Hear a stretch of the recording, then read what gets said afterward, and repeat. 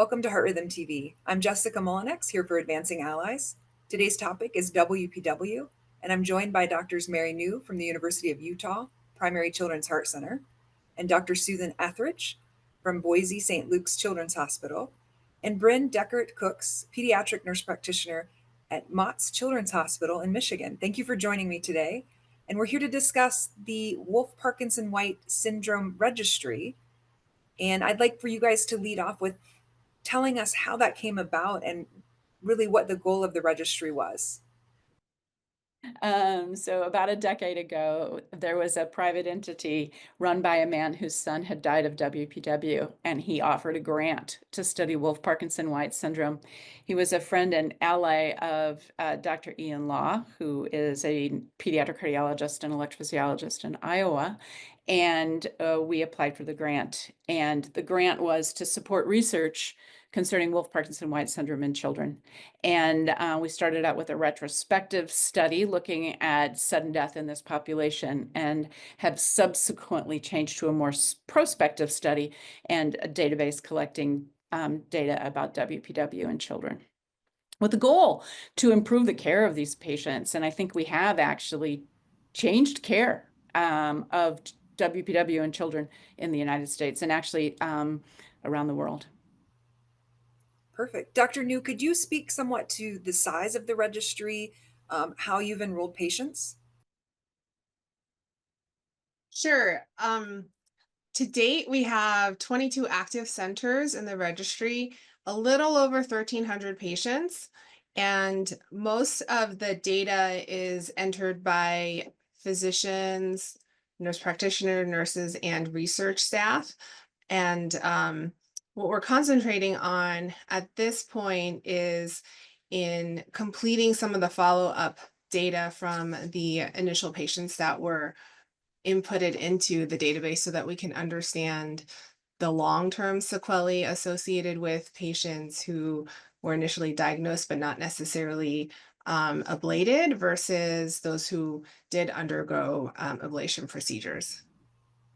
Excellent. And Brynn, could you speak somewhat to your role in the registry and its conception? I'm lucky enough to have Susan and Mary as a couple of mentors of mine. Susan and I go way back from working in various projects through Pediatric, our PACES, which is Pediatric and Congenital EP Society.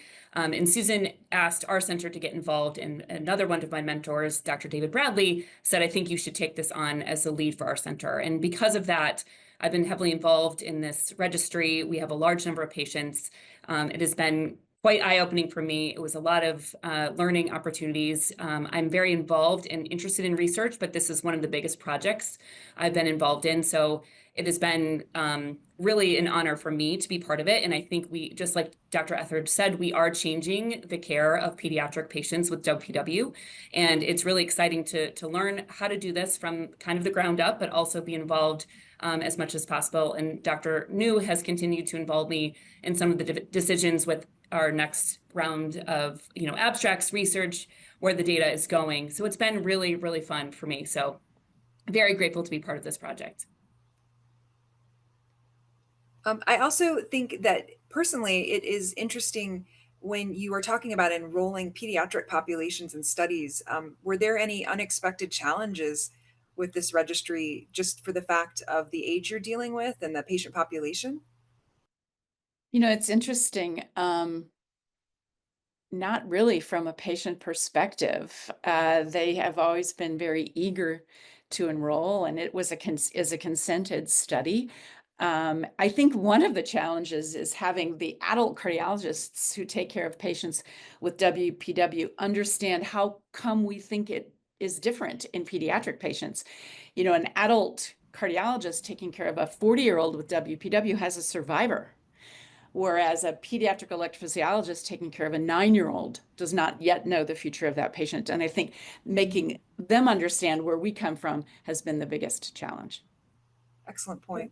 I think also too, you know, in pediatrics, we typically can't do a single center study. We just don't have enough patients. So we always have to band together and get a large group of centers. And I think one of the things that we can say about the PACES community is they come out and they come out to play. They are always willing to be part of studies, whether they're entering 2 patients or 200 patients. Everyone wants to be part of it. And, you know, Dr. Etheridge and Dr. New have really promoted this collaboration from, you know, across the US plus internationally. And that is something that's really cool to see all these centers join together to be part of this important data.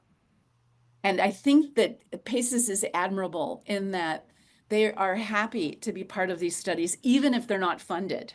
And they do the work for free because they're motivated to get the answers about how to care for our kids. Amazing. That's impressive.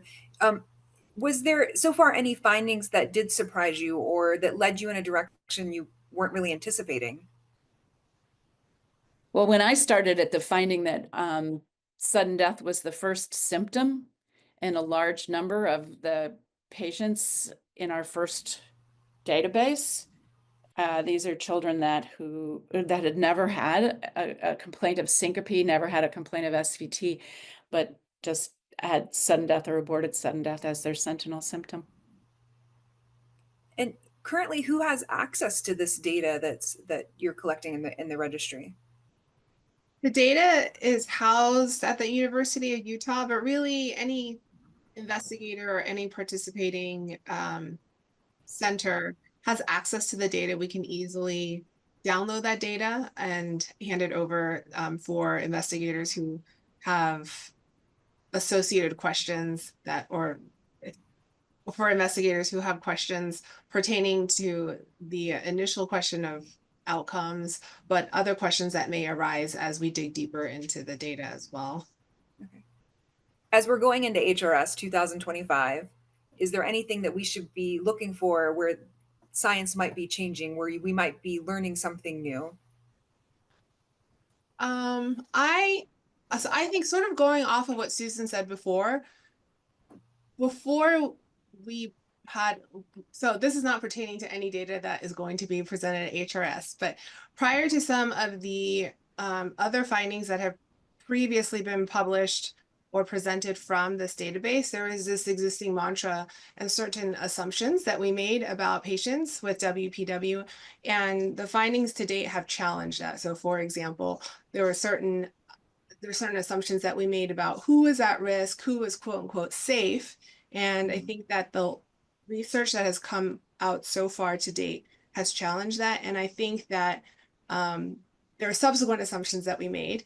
And I think that some of the things that we're presenting with our abstracts will kind of challenge that a little bit too. Maybe not to the same degree as before, but it definitely makes you think about how we approach these patients and are there opportunities to be more precise in our care management for patients with WPW. Excellent. I think overall too, just like I think Dr. Etheridge was alluding to this, that our adult colleagues don't manage WPW very often. So we've almost eradicated this as they get into adulthood. And so I don't know how it works with you all, Dr. Etheridge and Dr. New, but our adult colleague fellows, trainees want to come over to our lab to be with us when we do WPW cases because they just don't see them anymore. So I think it's pretty amazing that in pediatrics, we've really kind of taken this syndrome on, and the adults look to us for expertise in what to do. I think WPW is interesting. There's so little that we get to do in our world where we actually cure heart disease. This is one. We can cure this. And I think that's an enormous, we've eradicated it. It is a disease of childhood, but not of adulthood any longer. And so I think that that's been a fun thing for me to watch in my career as an electrophysiologist. And the other fun thing is that, and I said this in the beginning, to have this old guard of people start this registry, but we've passed it on to a new guard of younger researchers and younger electrophysiologists, and they're carrying the work forward. One more question. Could you speak somewhat to how collaboration has really brought a team of research together that's going to lead to some presentations about science coming out at HRS? Sure, I would love to. When I overtook the stewardship of the database at the University of Utah, we had and organized a meeting for all of the representatives from the institutions participating to try and determine what the next steps were. And as I had mentioned before, we decided to focus on the existing data and the outcomes.